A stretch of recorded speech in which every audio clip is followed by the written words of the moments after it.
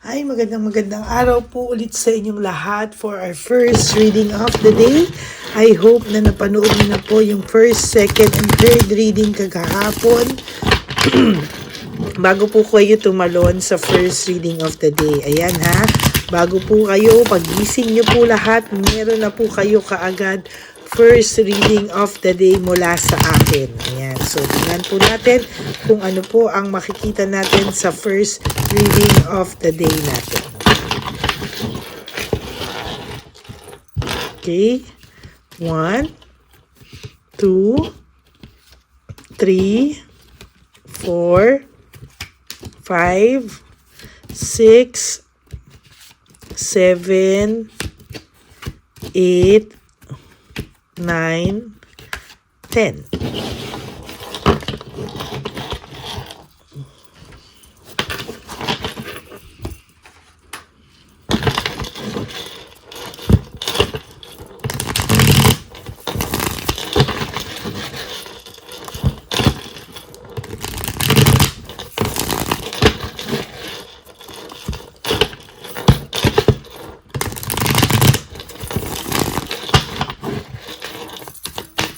Kamusta po kayong lahat? I hope na nasa maayos po kayo lahat na kalagayan at sana po ay napanood nyo na po ang ating first and second reading at yung ating wishing candle, no? Gagawin ko po ulit yon, no? Para po maibigay ko po sa inyo ulit, no?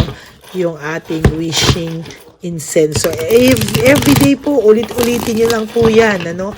At sinasabi ko sa inyo, ang matyaga pong gumagawa niyan, nako, one day you will be surprised sa result po niyan. 1, 2, 3, 4, 5, 6, 7, 8, 9, and 10.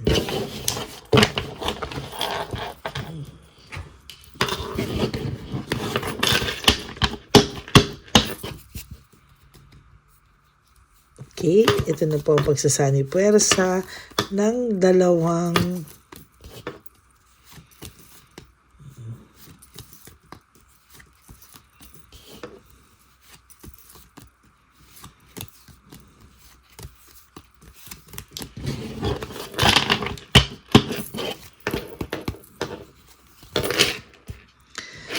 living homemaking decision. Ito pong taong to ay iniwanan ka po nito o gumawa po siya ng ibang bagay na makakasakit sa iyo at makakapagpahiwalay sa inyong dalawa, no? Naiisip din po niya na sa ginawa niya daw po bang ganitong sitwasyon ay naiisip niya po na kung umayos ang lahat at magsisi daw ba siya, magkakaroon pa daw ba kaya kayo ng second chances or mapapatawad mo pa rin daw ba siya just in case na balang araw sa dami ng nagawa niya sa iyong kasalanan, sa dami po ng mga moments or araw talaga na nasaktan ka niya, pinagsabihan ka niya ng mga binasahan ka niya, no? Tinitingnan niya po, no, kung ano daw po ang magiging pakiramdam mo sa mga susunod na araw. Kung ginawa niya po ba sa iyo ay kapatawad-tawad pa. Ayan, no?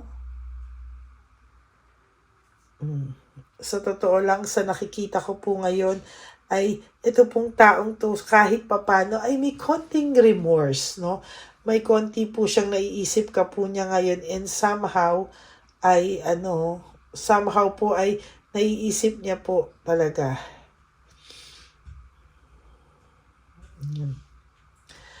Pinapakiramdaman ko po siya right at this very moment.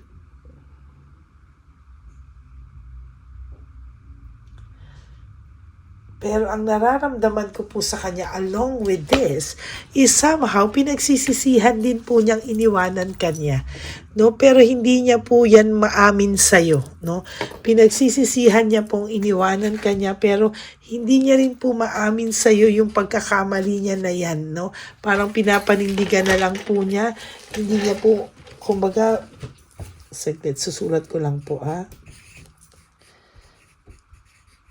pinagsisisihan niya na iniwan ka niya, pero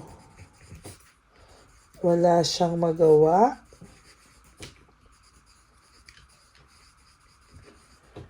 para bawiin ito. Parang hindi niya po mabawi, Oh, yan. Nagsisisi siya, no? Marami po siyang pagsisising nangyari dito, no? Pero hindi niya po talaga ito maayos-ayos, no? Meron po ako nakikita dito na meron siyang ambition o meron siyang gustong gawin, desire na gawin, no? Pero parang wala po siyang lakas ng loob. Para po siyang pinuputulan ng lakas ng loob, or parang pinuputulan siya ng guts, no, para magawa ito, no. Lahat daw po ay nang ginawa niya sa yung desisyon ay based on impulsive decision. Hindi niya po akalain na sa mga naging desisyon niya sa buhay ay magbabounce to, alam niyo yon, na magkahiwalay kayo, maglilid sa paghihiwalay niyo, at talagang hindi niya po inakala na mangyayari pa itong ganito sa inyo, no? Akala niya po sa pag-alis niya, leaving home, making decision, sa pagdidesisyon niyang iwanan ka ay sasaya siya. Ngunit kabaliktaran po lahat ang nangyari, no? Ang nangyari po ay siya po yung nagsisi, no? Nagsisi po siya, pero parang huli na po para bawiin niya, no? Huli na po para bawiin niya, at sa totoo lang po, parang hindi niya po alam kung papaano niya pababawiin. So, pinapanindigan na lang po niya para po hindi siya mahiya sa mga tao. Pinaparamdam na lang niya po sa yung galit siya sa'yo. There's coldness, no? Maraming nag-advise sa kanya na pinapanindigan na lang po niya, at hindi niya po ito parang ayaw niya po itong ayusin, no? Parang sige na lang, kumbaga ito na yun, panindigan na lang. Kahit nagsisisi siya, kahit pinagsisihan niya, parang sinasabi niya na wala na akong magagawa, sige na lang, no? So nakikita ko rin po dito, meron akong nakikita dito na kahit papano po, no, meron akong nakikitang hindi magandang gusto niyang lumayo, no? Actually, gusto niyang lumayo sa iyo para mapanindigan na po ito talagang desisyon niya na humiwalay, o desisyon niya na umayaw na, no? At itong third party, no, kahit po nasusuka rin siya sa ugali, minsan parang sinasabi niya na wala na, napasubo na raw siya sa ganitong klaseng sitwasyon. Kahit po siya ay exhausted and fatigued sa mga nangyayari, sobra po siyang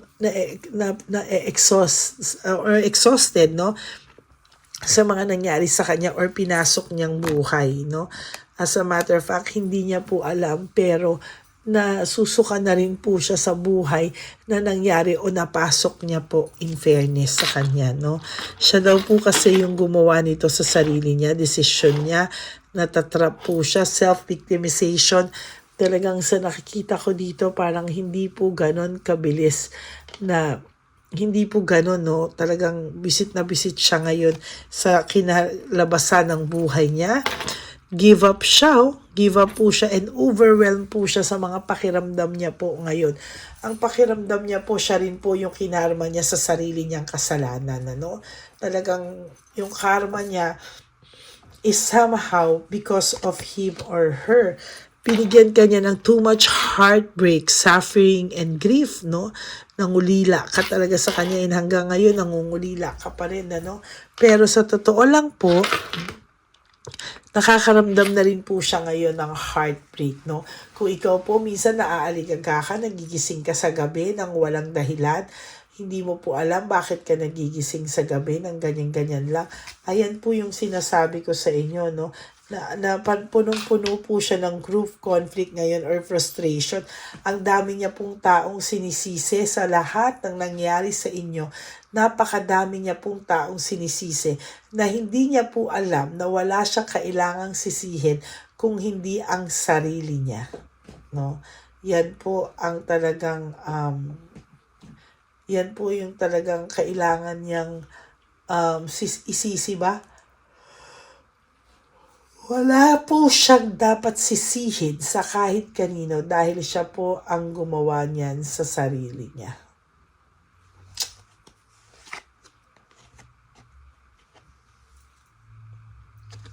Disappointed din po siya sa buhay niya. No? Marami po siyang disappointment sa buhay niya. Marami po siyang nararamdaman na hindi ka nais-nais, no? Na nangyari sa buhay niya. And after all ng lahat ng ito, masamang-masama pa rin ang loob niya. Bakit? Kasi hindi niya alam kung bakit siya nagkakaganyan, no? Kung bakit siya nakakaramdam ng matinding disappointment dahil po yan sa sarili niya pong kagagawan. Na hanggang ngayon, ayaw niya pong itama, na hanggang ngayon, pinaninindigan na lang po niya, na hanggang ngayon ay imbis na iyong tamain, ibawiin mo lahat ng mga kasalanan mo, lunukin yung kanyang ginawang pag-iwan sa'yo, yung pride mo niya, lunakin na lang po niya lahat yun, tapos po yung problema niya. Yun lang po ang kailangan niyang gawin. Pero bukod po dyan, hindi niya po talaga magawa. Kaya ngayon po, punong-puno po siya ng stress, burned out, and restlessness, no? Talaga pong yan po yung nakikita ko sa kanya. Sorry po na ano. Yan po yung nakikita ko sa kanya, and somehow, no, ang pakiramdam ko po dito ay hindi ko po talaga talagang yung stress, yung burnout, yung restlessness, talagang yan po yung nararamdaman niya. Win at all costs, sa nakikita ko po dito ay talagang nakikita ko po dito yung lungkot ng nalulungkot po siya, no? Gusto niya pa ring manalo sa kahit ano. Win at all costs is kahit na lugmok na siya, kahit po sobra na siyang lugmok, kahit sobra na siyang ganyan, so nakikita ko po sa kanya is gusto niya pa rin pong manalo at gusto niya pa rin pong ayusin lahat, no? Na sa kanya pa din magbe-benefit, no? Na siya pa rin yung magmumukhang tama kahit po siya yung mali. Yun po yung hindi maganda dito, no? And then this is out of touch, trickery. Sa nakikita ko po dito ay meron akong out of touch, trickery, parang hindi ko po alam kung ano yung sinasabi niya sa sarili niya. Hindi niya na alam kung ano pa yung mga susunod niyang pwedeng gawin para matrick niya yung sarili niya na okay siya nang wala ka, no? Kasi sa totoo lang, hindi po siya okay sa ngayon. Puno po siya ng galit sa puso niya.